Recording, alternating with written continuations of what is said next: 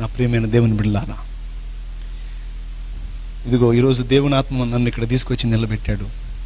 యేసు ప్రభువుని నమ్ముకున్న తర్వాత నా పేరు బాప్తిసం పొందినాక షాలేము రాజు అనేటువంటి పేరు ప్రభువు నాకు ఇచ్చి పిలిచాడు. అంతకు మునుపు నా పేరు వీరయ్య. మా తల్లిదండ్రులు బ్రహ్మంగారి పూజ చాలా మా తాతల నాటి నుంచి కూడా ఆరాధన చేసేవాళ్ళు. ఆ క్రమంలో మేము కూడా అదే పేర్లతో పిలువబడ్డ. మా నాన్న పేరు బ్రహ్మయ్య, నా పేరు బ్రహ్మంగారి బాల్యంలో పెట్టినటువంటి పేరు వీరప్పయ్య అనేది వీరయ్యగా పెట్టారు. అది మా తాత పేరంట. ఆ తరువాత మా బాల్యకాలం చాలా సజావుగా ఆనందంగా సాగింది. చిలకలూరుపేట నరసరావుపేట 20 కిలోమీటర్ల దూరంలో ఉంటుంది. నరసరావుపేటకి ఒక 15 కిలోమీటర్ల దూరంలో ఉన్న చిన్న పల్లెటూరులో మా నాన్న పుట్టి పెరిగాడు. తర్వాత వివాహం అయిన తర్వాత దాదాపు 40 సంవత్సరాల క్రితం ఆ ఊరు నుంచి చిలకలూరుపేటకు వలస వచ్చాడు ఆయన. ఎక్కడికి? చిలకలూరుపేటకి. 40 ఏళ్ల క్రితం. అంటే అప్పుడు మేము ఒట్లా. నేషనల్ హైవే, పెద్ద రోడ్డు, జాతీయ రహదారి 5 నంబర్ రోడ్డు. ఆ రోడ్డు ప్రక్కన ఉన్నటువంటి స్థలం గవర్నమెంట్ స్థలంలో చాలా ఆక్రమించి ఆ స్థలంలో 2 ఐటాలు పెట్టి ఇల్లు ఒకటి కట్టి, కట్టడమేమో బిల్డింగ్ ప్లాన్తో పక్క గట్టిగా కట్టి పైన మాత్రం పట్టా రాలేదు కాబట్టి పైన రేకులు వేసాం. గవర్నమెంట్ వాళ్ళు పట్టా ఇచ్చిన తర్వాత స్లాబ్ వేద్దాం అన్నట్టుగా తర్వాత మొత్తం మోడిఫై మార్చుకుందాం అనుకుని ఇల్లు గట్టిగా కట్టుకుని దానిపైన రేకులు వేసాం. అందులో మా జీవితం కొనసాగింది. పాల వ్యాపారం, నెయ్యి వ్యాపారం మాది. చాలా మంది కుటుంబం బాగా పచ్చగా ఉంటే చాలా మంది అనుకునే మాట ఏమిటంటే వాళ్ళకేమయ్యా వాళ్ళ సంసారం 3 పువ్వులు 6 కాయలు అంటారు. కానీ మా ఫ్యామిలీ ఎట్టుందంటే 33 పువ్వులు 66 కాయల్లాగా ఉంది. వారానికి చాలా వేల రూపాయల డబ్బులు మా నాన్న సంపాదిస్తా ఉన్నాడు. 4 అక్కాయిల పెళ్లిళ్ళు అయిపోయినాయి. 5 ఆడపిల్లల్లో ఒక అమ్మాయి పుట్టినప్పుడే చనిపోయింది, కొద్ది కాలం ఉండి చనిపోయింది. 4 ఉన్నారు. ఆ 4 పెళ్లిళ్ళు అయిపోయినాయి. ఆఖరిన నేను, నాకు ముందు మా అన్నయ్య. అయితే మేమిద్దరం లైన్లోకి వచ్చిన తర్వాత, మేము లైన్లోకి వచ్చేటప్పుడు 4 అక్కాయిల పెళ్లిళ్ళు అయిపోయింది. అయితే ప్రియులారా, పిల్లలు ఎదిగొచ్చిన తర్వాత తల్లిదండ్రులకు అగచాట్లు తప్పుతాయంటారు పెద్దోళ్ళు. ట్రెండ్ మారింది ఇప్పుడు. పిల్లలు ఎదిగినాకనే తల్లిదండ్రులకు అసలు అగచాట్లు స్టార్ట్ అవుతున్నాయి. స్తోత్రం. అవునంటారా కాదంటారా? ఆస్తులు పొలాలు తాకట్టు పెట్టి అబ్బాయిని చదివించడానికి పూనుకొని చదివిస్తారు. తీరా చదువు మొత్తం అయిపోయి ఒక పెద్ద జాబ్ రాబోయేటప్పుడు మనోడు అడ్రస్ దొరకడం. ఎక్కడ కనపడతాడంటే పోలీస్ స్టేషన్లో కనపడతాడు. పక్కన అమ్మాయి ఉంటుంది. ఎవరు? పోలీస్ స్టేషన్లో ఉండి ఫోన్ చేపిస్తాడు తల్లిదండ్రులకి. చూసి అవాక్ అయిపోతారు. ఏమిట్రా నువ్వు చేసిన పని? ఉద్యోగం సంపాదిస్తావు, అప్పులు తీరుస్తావు, ఏదో గట్టెక్కిస్తావు అనుకుంటే ఏంట్రా నువ్వు చేసిన పని అంటే, నాకు అమ్మాయి నచ్చింది, నేను అమ్మాయిని పెళ్లి చేసుకుంటానని. ఆడపిల్లలు కూడా తక్కువ తినలా. వెనకటి దినాల్లో పెద్దోళ్ళు చూసినప్పుడు పెళ్లి చేసుకునేవాళ్ళు. ఇప్పుడు అట్లా కాదు, ఓన్ సెలక్షన్. ఎవరికి వాళ్ళే సెలక్షన్ చేసుకుంటున్నారు. ట్రెండ్ మారిపోయింది, భయంకరంగా తయారైంది పబ్లిక్. స్తోత్రం. మీరు ఎవరన్నట్టున్నారా? తల్లిదండ్రులు ఉసురు తగిలిద్ది, జాగ్రత్త. ఏం తగిలిద్ది పిల్లలారా? తల్లిదండ్రులు ఉసురు తగిలిద్ది. అలా చేయకండి ఎవరు కూడా. తల్లిదండ్రులకు విధేయత చూపుట యేసు మనకు చూపిన మాదిరి. శిలువ మీద వేలాడుతూ కూడా ఏమన్నాడు? అమ్మా ఇదిగో నీ కుమారుడు అనే తల్లి బాధ్యత నెరవేర్చిన మహోన్నతుడు ఆయన. బాధ్యతలు ఎరిగినటువంటి వాడు. నిన్ను సృష్టించాడు గనుక నువ్వు పట్టించుకున్నా పట్టించుకోకపోయినా నిన్ను పోషిస్తానే ఉంటాడు ఆయన. బాధ్యత ఎరిగిన వాడు. అయితే మేము లైన్లోకి వచ్చిన తర్వాత మా తల్లిదండ్రులకు హింస స్టార్ట్ అయింది. మా అన్నయ్య కోరిక తీర్చడానికి పొలం అమ్మిన డబ్బులతో టీవీ కొనుక్కొచ్చారు మా వాళ్ళు. తర్వాత మా వాడు చదువు మానుకున్న తర్వాత మా అన్నయ్యని పిల్లగాడి వదిలిపెడితే చెడిపోతాడని పాల వ్యాపారాన్ని పంపించారు. అప్పటిదాకా జనానికి అప్పులు ఇవ్వటమే కానీ మేము అప్పు చేసిన దాఖలాలు లేవు. మా సహోదరుడు మొదలుపెట్టిన తర్వాత చిన్నగా అప్పు స్టార్ట్ అయింది. మేము అప్పు చేయటం మొదలుపెట్టాం. అంటే లాస్ స్టార్ట్ అయింది. తర్వాత పెద్దోడు లాభం లేదని చెప్పి నన్ను లైన్లో పెట్టారు. చిన్నోడు కొంచెం తెలివైనోడు, చురుకైనోడు, వీడు బాగా చేసుకొస్తాడంటే మనం డబల్ తెచ్చాం. దేవునికి స్తోత్రం కలుగును గాక. ఏమిటి? అప్పు. 2 అంతల ఆశీర్వాదం అన్నట్టు 2 అంతలు తీసుకొచ్చాం. అంత మాత్రమే కాకుండా మాకు పాడి బర్రెలు ఉన్నాయి, చాలా బర్రెలు. అయితే ఒక్కరోజే మొత్తం పోయినాయండి. సినిమా కష్టాలు అంటారే లోకంలో, బైబిల్లోనే ఏబు కష్టాలు. ఎవరన్నా బాధపడుతుంటే దగ్గర చేరి ఏ బడ్డట్టు పడుతున్నావమ్మా అంటారు కదా. అట్లనే ఒక్కొక్కటి అన్నీ పోతా ఉంటే మా కుటుంబీకులకు ఒక డౌట్ వచ్చింది. ఏమిటా డౌట్ అంటే, పచ్చగా పాల పొంగులాగా వచ్చే మన సంసారం ఎందుకిట్ట ఇదైపోయింది అని చెప్పని మా వాళ్ళు ఏం మొదలు పెట్టారంటే, మనకెవరో మనం పచ్చగా ఉంటే చూసి ఓర్వలేక మనకెవరో ఏం చేశారు, ఆహా ముందుగానే మన వాళ్ళు అందుకున్నారు, దేవుని స్తోత్రం, చేశారు అనేటువంటి డౌట్తో ఆ చేతబడి తిప్పేసేటువంటి మాంత్రికుల కోసం తిరగని ప్లేస్ లేదు. ఫలానా చోట మంచి మాంత్రికుడు ఉన్నాడంటే ఎంత ఖర్చు అయినా సరే, అసలుకే అప్పులు అయి ఉన్నాయి, అప్పులు అప్పు అనుకోవటం పోవటం, పోయినోడల్లా ఊరికి ఎందుకు వదిలిపెడతాడు, మెళ్ళ ఒకటి, చేతికి ఒకటి, మొలతరాడుకోటి, కాలుకోటి, మొత్తం 4 తగిలించి పంపించేవాళ్ళు. స్తోత్రం. అమ్మ బాగా వినండి అమ్మా, దేవుడిని నమ్ముకున్న వాళ్ళు కూడా చాలా మందికి చేదస్తా ఉంది, బాగా వినండి తల్లులారా. అలాగూ నేను 3 సందర్భాల్లో మీకు సాదాసీదాది కాదు గట్టిగా చేశారు కాబట్టి మీకు ఫలానా ప్లేస్లో మీకు వ్యవహారం చేయాలని చెప్పని ముమ్మారు తీసుకెళ్ళి, ఆ పొలిమేర అంటారు చూడండి, ఊరికి ఆ ఊరికి మధ్యలో ఉంటాయే, అలాంటి దగ్గర తీసుకెళ్ళి ముగ్గు గిగ్గు వేసి భయంకరమైన పనులన్నీ చేసి 3 సార్లు చేశారు. 3 సార్లు చేసినా లేదు, 30 సార్లు చేసినా లేదు, మా బ్రతుకు మారలేదు. కారణం ఏంటో అర్థం కావట్లా. ఇక మా పరిస్థితి వస్తే 4 ఆడపిల్లలు పెళ్లిళ్ళు అయిపోయినాయి, వెళ్ళిపోయారు కదా, ఇంకా ఉన్నది ఎవరు? 4 మేమే, మా అమ్మ, మా నాన్న, నేను, మన 4 అక్కవాళ్ళు దాన్ని అక్కవాళ్ళు వెళ్ళిపోయారు. ఉన్న మేము 4 అయితే 4 ఆటం బాంబులే. కలిసి అన్నం తిందామని చెప్పని అన్నం పెట్టుకుంటాము, అన్నం పూర్తి కాకముందు అక్కడి నుంచి కొట్టుకొని లెగుస్తాం. జరిగేది ఏంటో అర్థం కాదు. ఒక అరగంట అయిన తర్వాత మళ్ళీ మొత్తం ఒక దగ్గర చేరి అసలు ఏం జరుగుతుంది మనకి అని తెగ బాధపడేవాళ్ళం, ఏడ్చుకునేవాళ్ళం. తర్వాత మాంత్రికుల చుట్టూ తిరిగి తిరిగి తిరిగి విసిగి వేసారిన తర్వాత ఇక మాంత్రికులు కాదు అని చెప్పని నిర్ణయానికి వచ్చినప్పుడు అగచాట్లను బట్టి ఇళ్ల పక్క వాళ్ళు భలే ఇస్తారు సలహా. ఏం చర్చి అమ్మా, ఏం పాస్టర్ అమ్మా, ప్రార్థనని పోతాను, ఏం తగ్గింది ఏంది, ఒక్కసారి రా, ఆయన ఏందో ఊరకు మొహం చూసి చెబుతాడంట, ఆయన కనపడేట్టు పోతావా ఏంది, గుట్టుకు పోతాం, రాంగ్ ఎందుకు చేస్తామంట, అవునా కదా, గుట్టుగా పోయొద్దామయ్యారా, జాగ్రత్త. అయిపోయింది ఆ సెక్షన్. ఇళ్ల పక్కన వాళ్ళు చేరి ఇంకొక ఐడియా ఇచ్చారు మాకు, మీరేందో చేతబడి పోతబడి అని తిరుగుతారు, అది కాదు, అసలు మీకు వాస్తు దోషం ఉందన్నారు. ఏం దోషం? అప్పుడు ఇక మా పైచం అటు మారి ఇటు పడ్డది. ఇక మేము ఉన్న ఇంటికి వెళ్ళి చూసుకోవటం మొదలు పెట్టాం. ఫలానా చోట మంచి సిద్ధాంతం ఉన్నాడంటే ఎంత ఖర్చు అయినా సరే పోయేది, తీసుకొచ్చేది. ఆయన గారికి అవసరమైతే కారు అయినా పెట్టుకొని తీసుకొచ్చేది. మా పని అయిపోయిందని జనానికి తెలియదు, అడిగిన చోటల్లో అప్పిస్తున్నారు. తీసుకొచ్చి సిద్ధాంతాలు తీసుకొస్తే ఇప్పుడు ఇక్కడ కూడా ఉన్నటువంటి వాళ్ళ కొంతమందికి ఆ వాస్తు విషయంలో ఆలోచన ఉంది. అవసరం లేదండి, మనకి అది నమ్మాల్సిన అవసరము లేదు, తర్వాత నేను తెలుసుకున్నానులే. అయితే అప్పటికి మాత్రం వాస్తు దోషం వల్లనే ఇలాంటి దుష్ఫలితాలు వస్తాయని ఆలోచించి సిద్ధాంతం తీసుకొస్తే వచ్చినోడు వరకు ఎందుకు పోతాడు, ఆ కిటికీ ఆడ ఎందుకు పెట్టారు అనేవాడు. ఉండకూడదు ఆయన అంటే అర్జెంటుగా తీసి అది మూసేసేయండి, ఇటు పక్క పగలగొట్టి ఇటు పక్క పెట్టండి అని. ఇంకేం అటు అటు అటు పగలగొట్టి అది ఓడబీకి అది ప్యాక్ చేసి ఇటు పగలగొట్టి ఇటు పెట్టి. మేము అనుకునేది మరి ఇలాంటి తేడాలు ఇంట్లో పెట్టుకొని బాగుండమంటే ఎట్లా బాగుంటుంది అయ్యా, ఇంకా బాగుంటుందంటే చూసుకోండి, ఇంకా తిరిగి ఉండదు. ఆయన ఫీజు ఆయన తీసుకొని పోయేవాడు, మాది మాత్రం ఎప్పటి కాలు ఇట్టిట్టే. దేవునికి స్తోత్రం కలిగిన గాక. ఒకే ఇంటికి 10 మంది సిద్ధాంతులు మీరు తీసుకొని రండి బాబు, 10 రకాలుగా బగల కొట్టించకపోతే నా పేరు తిప్పి పెడతాం మళ్ళీ. ఎందుకంటే అటు బగల కొట్టించాం మా ఇల్లు, ఆ షేప్ మొత్తం మార్చాం, ఆ ఇంటి షేపు. చిన్న గొడవ వస్తే చాలు మా ఇంట్లో టే పట్టుకుని అటు పక్క బట్టి. ఈశాన్యం కరెక్ట్ గానే ఉంది, వాయువ్యం కరెక్ట్ గానే ఉంది, ఆగ్నేయం కరెక్ట్ గానే ఉంది, నైరుతి కరెక్ట్ గానే ఉంది. మనకి దరిద్రం. గొడవ వస్తే చాలు టేపులు పట్టటమే. హింస మామూలు హింస కాదు, దేవుని స్తోత్రం. చివరికి ఈ వాస్తులతో కూడా విసిగి వేసారిపోయాం ప్రియులారా. ఇక అప్పులు ఇచ్చేవాళ్ళు సర్దుకున్నారు. ఇట్లా సిద్ధాంతులు తెచ్చి తెచ్చి తెచ్చి తెచ్చి మేమే కాదు, మాతో పాటు చిలకలూరుపేటలో చాలా మంది బంగారం లాంటి బిల్డింగులు పగలగొట్టి అటు పగలగొట్టి ఇటు పగలగొట్టి శుభ్రంగా ప్లాట్లు అమ్ముకుని పోయారు. ఏమమ్ముకొని?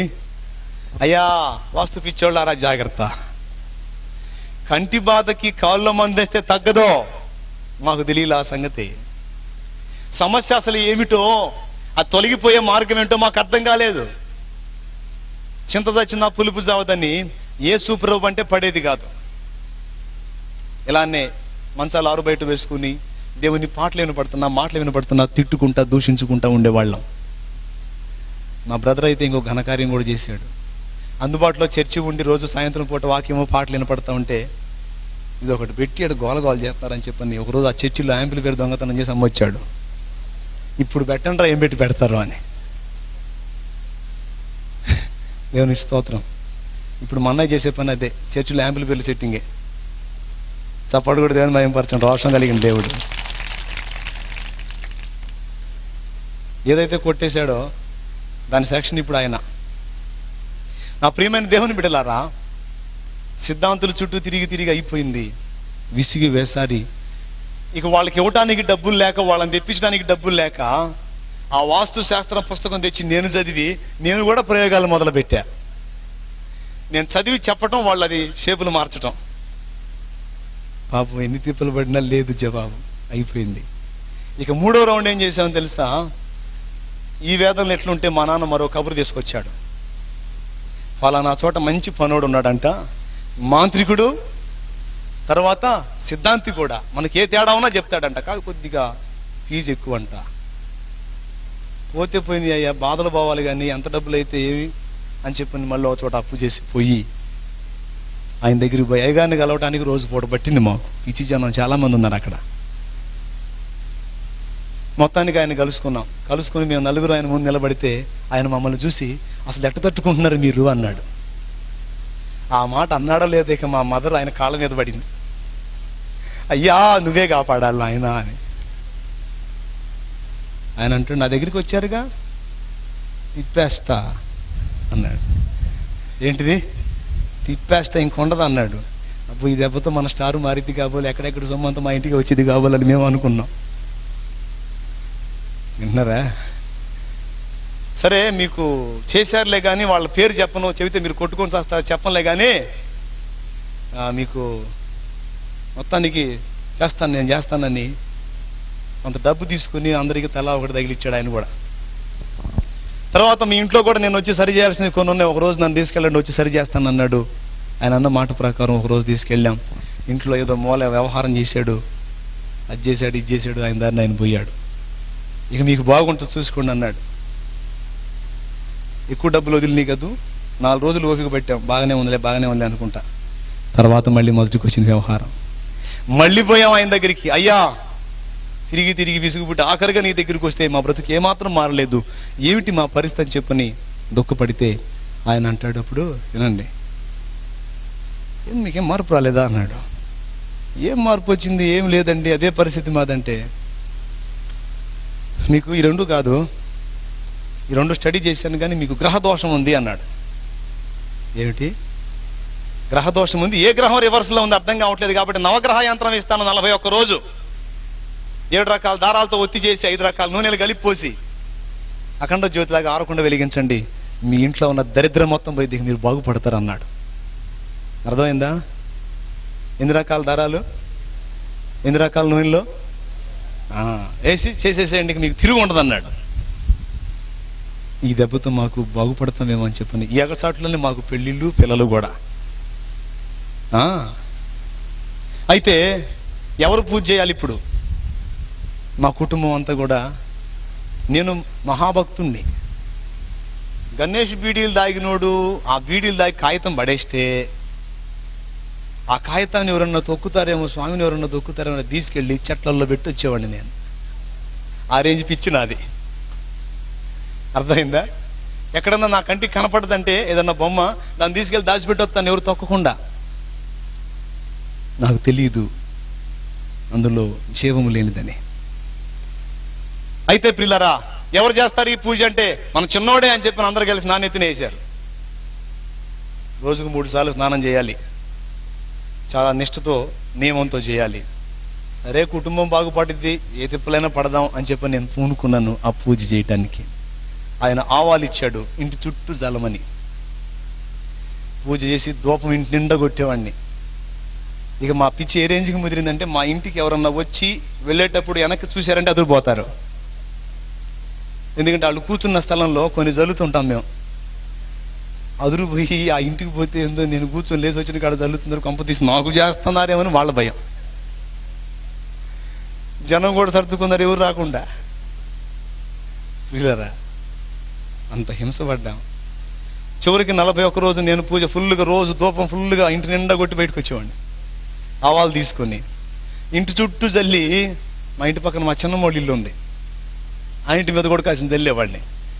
నా ఫీలింగ్ ఏంటంటే, వాళ్ళ కొంపలో దరిద్రం ఏమన్నా మా ఇంట్లోకి వస్తుందని నా ఫీలింగ్. ఎందుకంటే మేము బాగా లైన్లో ఉన్నప్పుడే వాళ్ళు దరిద్రంగా ఉన్నారు, మేము డౌన్ అయ్యేటప్పటికి వాళ్ళు బాగా లైన్లోకి వస్తూ ఉన్నారు, బాగా పైసా సంపాదిస్తా. అందుకని వీళ్ళ దరిద్రం ఏమన్నా మాకు వచ్చిందా అని కాసిన వాళ్ళ ఇంటి మీద కూడా జల్లేవాడిని. ఎటకేళ్లకు చెట్ట చివరికి తొట్ట తొదకు 41 రోజు అయిపోయిన తర్వాత ఇక నైట్ కూర్చొని మీటింగ్ వేసుకుంటున్నారు మా వాళ్ళు. మేము మా అమ్మ అంటది, కొంచెం మార్పు వచ్చింది కదూ, పిల్లలు లైన్లో ఉన్నారు, కొంచెం మనకి అంటే మరి నేను చెప్పలేను మనగాడని లెక్క చేస్తారా మీరు నా మాట? ఆయన మనగాడు, లేకపోతే అంతమంది జనం ఎందుకు పోతారు? నిజంగానే గట్టి పనుడే. అంటే మేము కూడా అమాయకులాగా ఫేస్ పెట్టి, నిజంగా మేము మారాం కాబోలు, ఇక మాకు బాగుంటుంది కాబోలని మేము అనుకున్నాం. ఆ రాత్రి ఆనందంగా తిని హాయిగా విశ్రాంతి తీసుకున్నాం. ఒక ఘట్టంలో ఓ తెల్లవారుజామున మా ఇంటి వెనక గోడకి సౌండ్ వస్తుంది, టక్ టక్ టక్ మని. ఏంది సౌండ్ వస్తుందని చెప్పని ఆ తెల్లవారుజామున లేచి బయటికి పోయి చూస్తే, అది ఒక్లేమంటారు కదండి, క్రేను బకెట్ ఎత్తి పట్టుంది పైకి.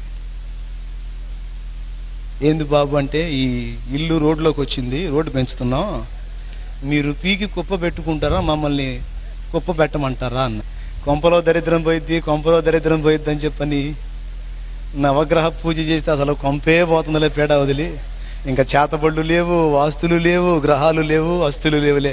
ఇక బాండని చెప్పింది రేకులేకి మొత్తం ఓడ తీసుకొని కుప్ప పెట్టుకున్నాం అక్కడ. మా చిన్నమ్మ తిట్టడం మొదలుపెట్టింది, మా ఇంటి మీద ఆవాలు జల్లి జల్లి మా ఇల్లు కూడా బీకిస్తున్నాడు ఈ దుర్మార్గుడని. ప్రియమైన దేవుని బిడ్డలారా, మీరు నవ్వుతున్నారు కానీ ఆ తర్వాత మా బ్రతుకు దుర్భరంగా మారిందండి.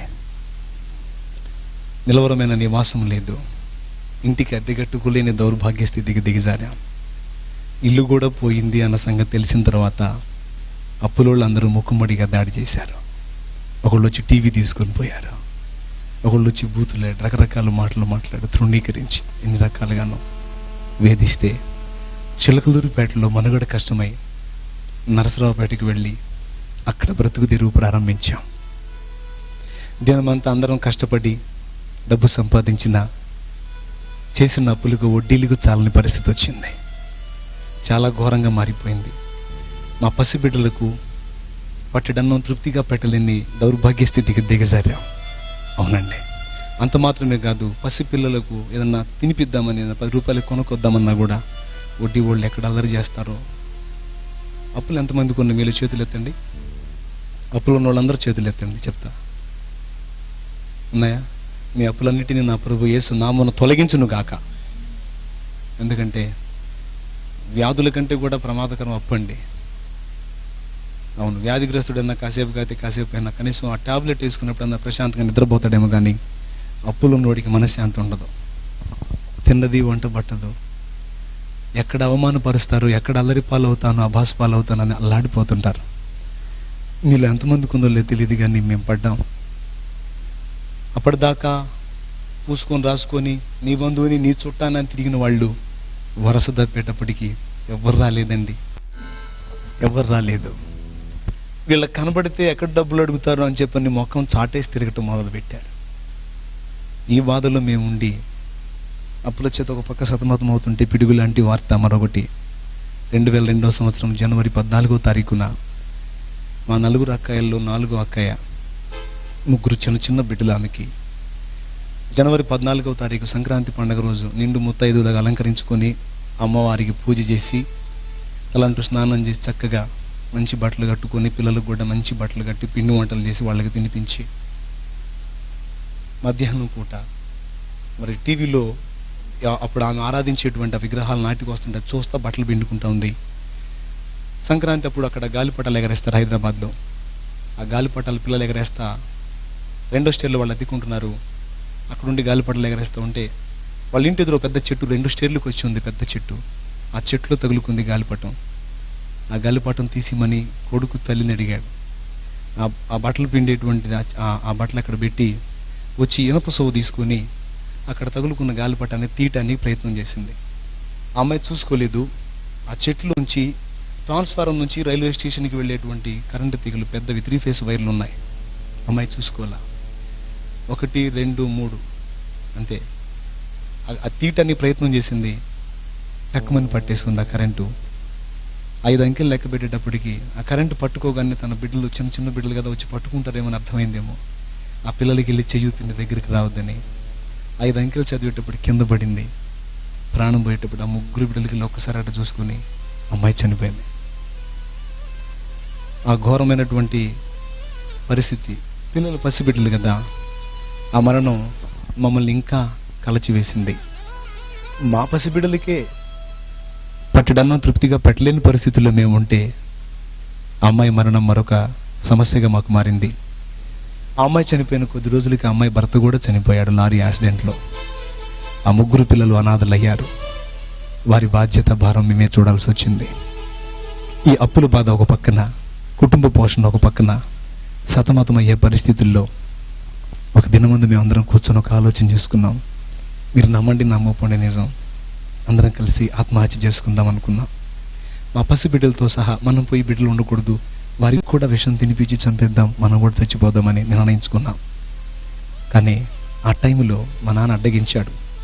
కష్టాలు కలకాలం ఉండమంటారు, దేవుడు అనేవాడు ఒకడు ఉన్నాడు, ఏదో ఒకనాడు తప్పకుండా మనకు దారి చూపిస్తాడు, తొందరపడకండి, ఒక్క మెట్టు ఆగుదాం అని చెప్పని మా నాన్న ఆటంకపరిచాడు. అప్పుడు ఆలోచన వాళ్ళు వాయిదా వేసుకున్నారు, కానీ నేను మాత్రం వాయిదా వేసుకోలేదండి.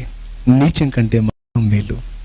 కాబట్టి అప్పులో చేసినటువంటి అప్పులు తీర్చగలిగే స్తోమత మన దగ్గర లేదు. అంత డబ్బు ఏం చేసి మనం తీసుకొని రాలేము. కాబట్టి వాళ్ళు వచ్చి బజారుకు లాకముందే చచ్చిపోతే బాగుండు. ఎలా చచ్చిపోవాలి? ఒక రాత్రి పండుకొని ఆలోచించుకుంటున్నాను. మధ్యరాత్రి 12:30, 1 గంట అయింది. నా భార్య బిడ్డలు ఆదమర్చి నిద్రపోతా ఉన్నారు అమాయకంగా. నా తల్లిదండ్రులు ఒక పక్క నిద్రపోతా ఉన్నారు. వాళ్ళందరి వైపు చూసి నేను కూర్చొని నేర్చుకుంటున్నాను.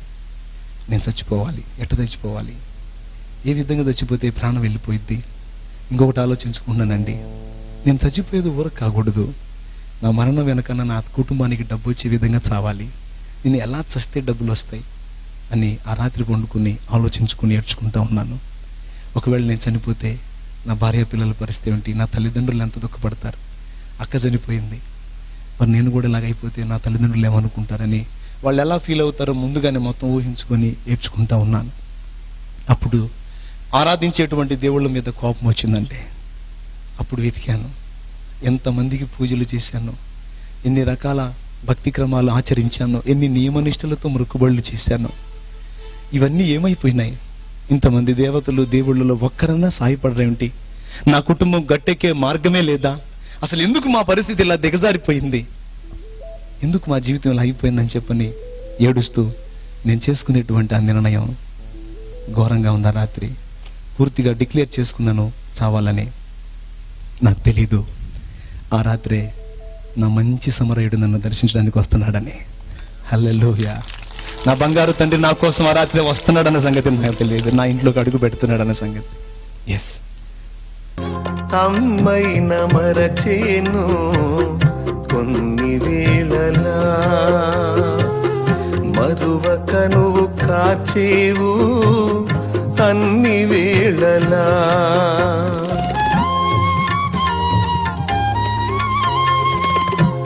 అమ్మైన మరచేను కొన్ని వేళలా, మరువక నువ్వు కాచేవు అన్ని వేళలా. నా మంచి స్నేహితుడా మరువలేను నీ ప్రేమ, నా మంచి స్నేహితుడా మరువలేను నీ ప్రేమ.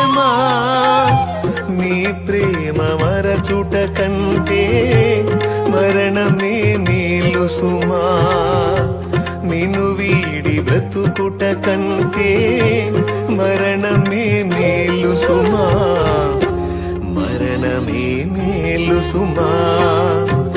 యేసుని అనురాగం నిజమైన మమకారం చూపునా ఎవరైనా ఈ బ్రతుకులో, దొరుకునా ఎందైనా ఈ జగతిలో. యేసుని అనురాగం. ఆ రాత్రి దర్శించాడు.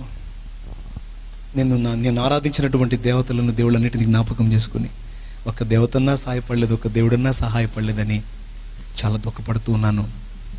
పిల్లరా, గిడ్డం బాగా పెంచుకొని, జుట్టు పెంచుకొని ఉన్నాను. తిరుపతి వస్తానని అప్పటికి 5 సార్లు మాల వేసుకున్నాను. 3 సంవత్సరాలు వేసుకునే మాల ఒకే సంవత్సరం వేసుకుంటాను. దేవుడా, నా కుటుంబాన్ని గట్టెక్కించమని మొక్కుబడి చేశాను.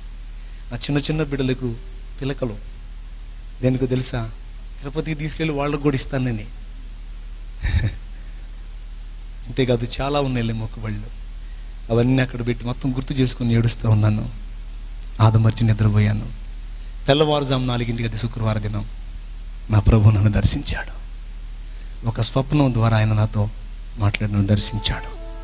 నేను మెలకువగలిగి లేచి కూర్చుని ఇలాంటి అద్భుత కార్యాన్ని చేయగలిగేది ఎవరు? ఒక అద్భుత కార్యాన్ని నా కళ్ళకు చూపించాడు. అది వివరించడానికి టైం లేదు. అది నా కళ్ళకు చూపించాడు. ఇలాంటి కార్యం చేయగలిగే వాళ్ళు ఎవరు? ఒకవేళ వెంకటేశ్వర స్వామి చేస్తాడేమో. కాదు, బ్రహ్మంగారి పూజ చేస్తున్నాను కదా. అవునండి, ద్వాదశాక్షరి మహామంత్రం అని ఒక పెద్ద మంత్రం ఉంది. 12,008 సార్లు అక్షరం తప్పుపోకుండా, అంకె తప్పుపోకుండా జపిస్తే స్వామి ప్రత్యక్షం అవుతాడంటే రుద్రాక్ష దండాలు ఇచ్చుకొని మెళ్ళ వేసుకుని, విభూతి రేఖలు ఒంటి నిండా పెట్టుకుని, పద్మాసనం వేసుకొని కూర్చొని ఉపవాసం ఉండి, నోటితో అంకెలు తేడా వస్తాయేమని చెప్పి రామకోటిలాగా రాసుకుంటా చదవటం, రాయటం. ఆ మంత్రం ఇప్పటికి కూడా గుర్తుంది నాకు.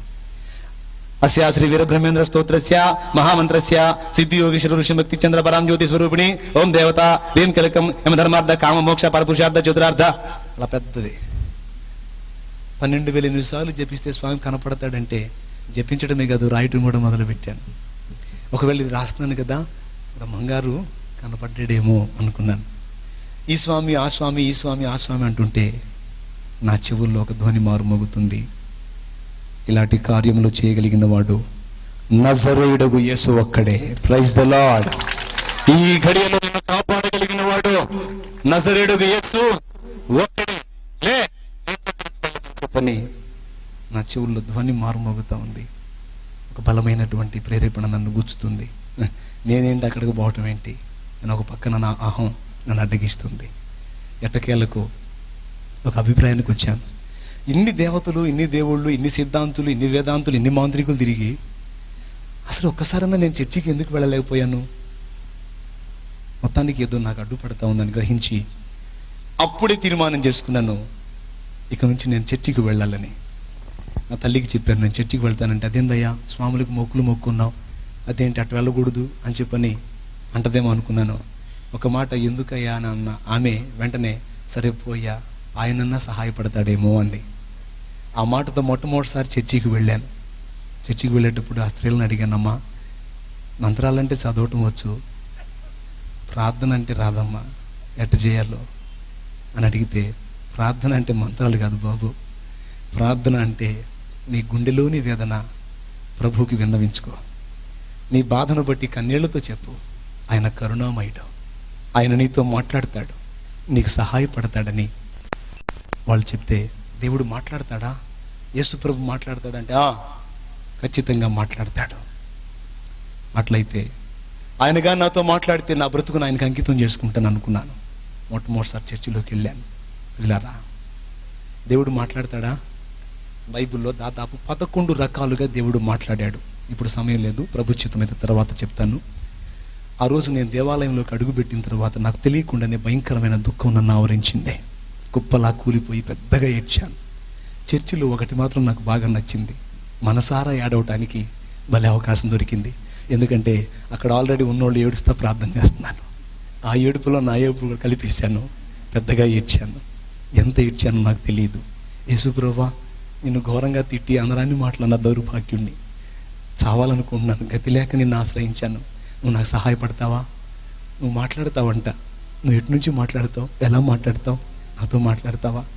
ఏడుపు తప్పితే నా బ్రతుకులో ఏమీ లేదయ్యా. యేసు ప్రభువా, నాతో మాట్లాడతావా? నా మాటలు నీకు అర్థమవుతున్నాయా? ఆ ప్రార్థనలు ఎట్ట చేయాలో నా చేత కాదు, మరి నేను చేసేది నీకు అర్థమవుతుందా?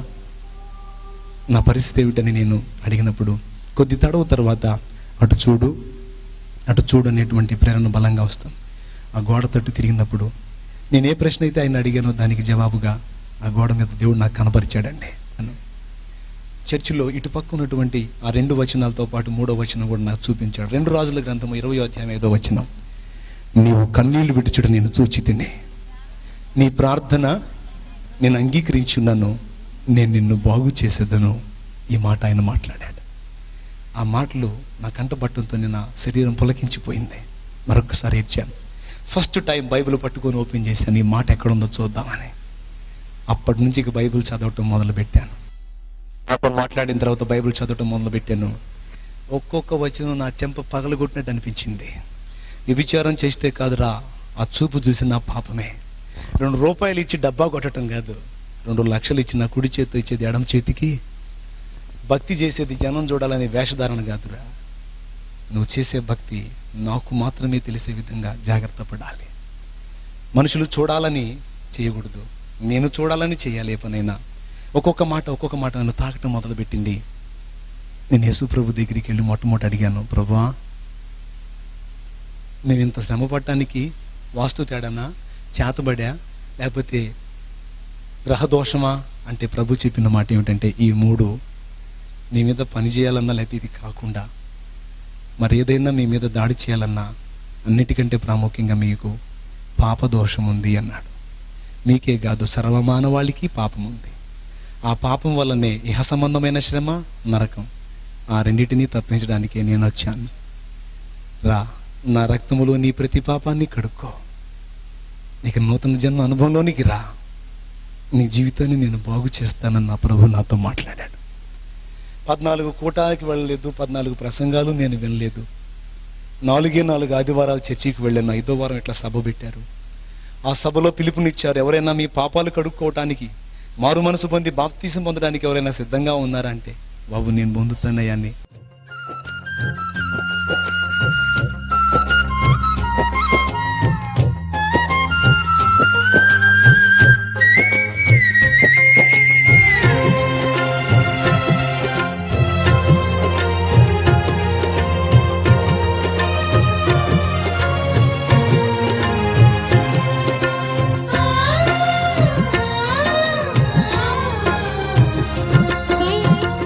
అన్యజనులలో నీ వార్తను నా బ్రతుకు ద్వారా ప్రకటింతును.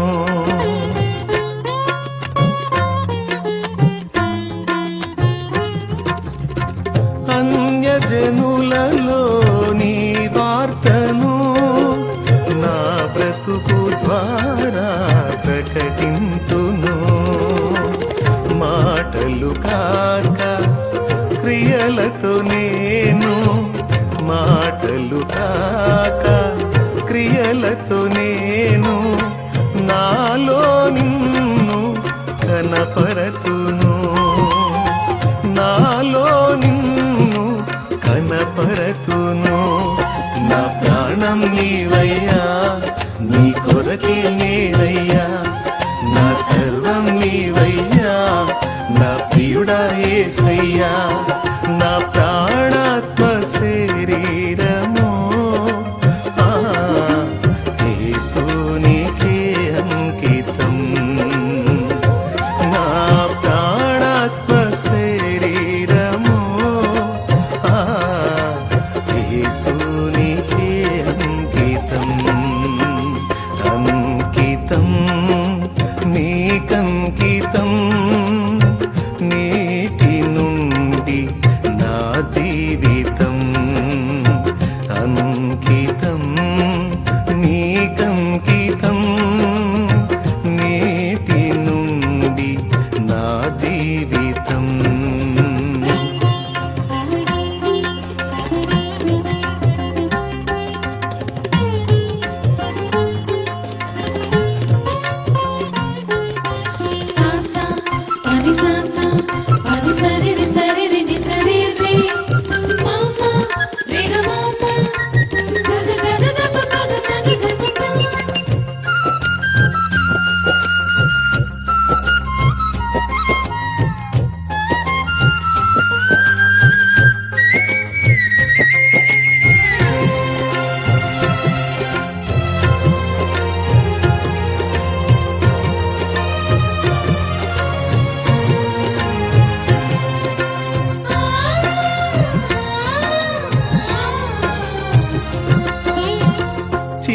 చివరి శ్వాస విడిచేంత వరకు నాదు సాక్ష్యము కాపాడుము.